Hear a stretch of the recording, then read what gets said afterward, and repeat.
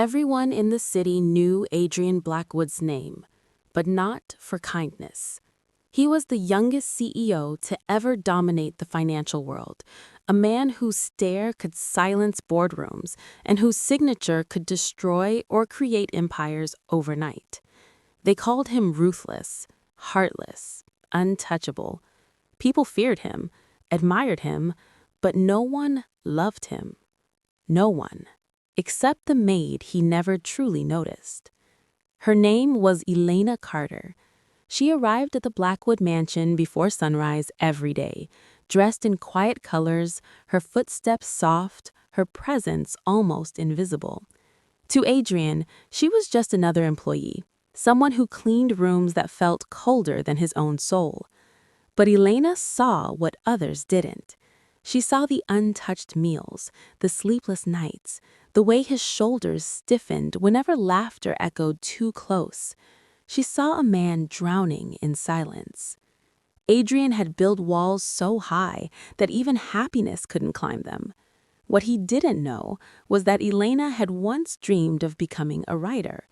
Words were her refuge, emotions were her language, and slowly, secretly, she began leaving traces of warmth behind, never enough to be noticed, but always enough to be felt.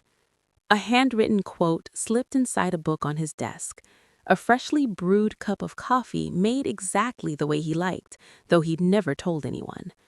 A room rearranged to let sunlight touch his face in the morning. Adrian noticed the changes before he noticed her. For the first time in years, he found himself sleeping better, breathing easier, feeling different. Something was shifting inside him, and it terrified him more than failure ever had. One night, he found a note on his bedside table. "You don't have to be strong all the time. Even storms rest." His hands trembled.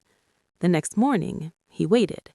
When Elena entered the room, eyes lowered as always, Adrian finally looked at her, not as a maid, but as a woman with calm eyes, carrying a quiet strength that felt dangerously real. "Did you write that?" he asked.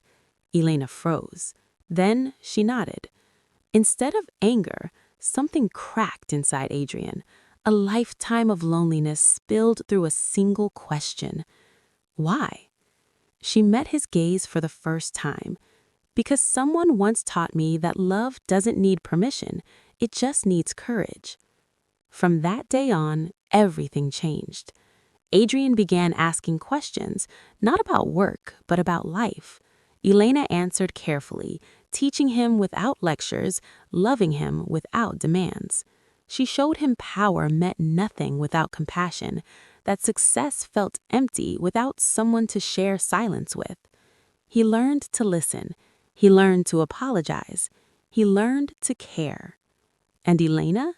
She learned that even the most broken hearts can heal if touched gently enough. But love, especially between worlds so far apart, is never simple. When the truth surfaced, when society reminded them of their places, Elena prepared to leave. She packed her bags quietly, the same way she had entered his life. But Adrian didn't let her go. For the first time, the ruthless CEO stood vulnerable before the world. "I built everything," he said, voice shaking, "except the part of me you fixed without even trying. I don't know how to live without you, and I don't want to learn." Tears filled Elena's eyes. She had taught him to love. He taught her to believe again. And together, they proved that sometimes the greatest love stories aren't born in luxury or power, but in quiet moments, hidden notes, and a heart brave enough to feel.